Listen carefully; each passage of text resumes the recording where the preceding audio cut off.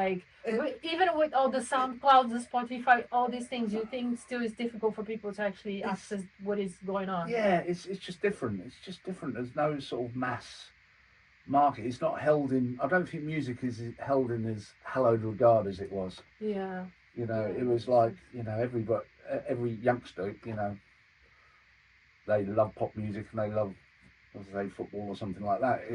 That was it. That was your way to stardom. And I don't think music's your way to stardom now.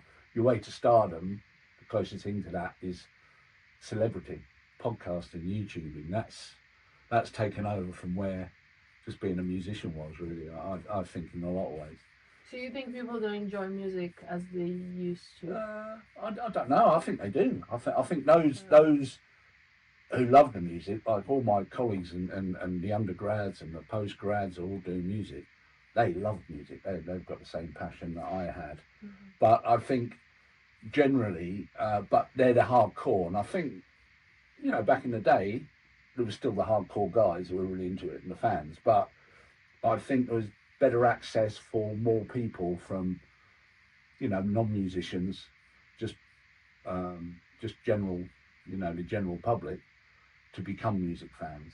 You know, the as I say, Radio One was playing the latest music every day to everybody in the country. Yeah. Now, nobody listens to Radio One, so all the builders and plumbers are all listening to Radio Two, but they're playing 1970s and 1980s hits. They're basically playing the stuff that my generation used to listen to. Do you think it's because there's nothing better to, like, you know what I mean? There's nothing better to play.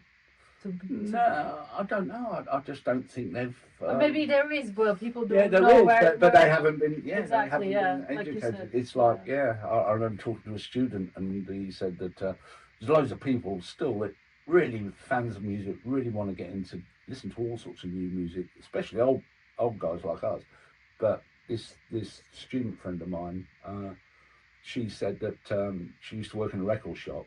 Used to get guys like me used to go in, and they used to call them the Radio 6 dads. So they used to go in. So Radio 6 obviously plays fairly current music, and as does Radio 1 to a degree. So they go in and they hear something on Radio 6.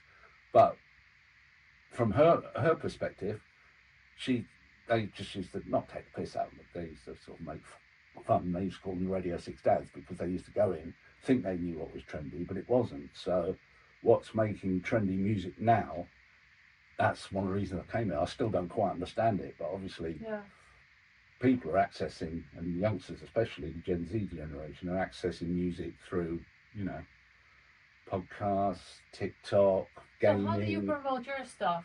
Like from your label, for instance?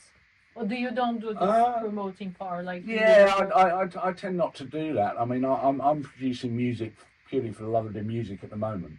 Again, another reason for coming here is to find out if I could learn the skills to get back in the industry, because the industry's completely changed from when I was, you know, in it back in the 80s.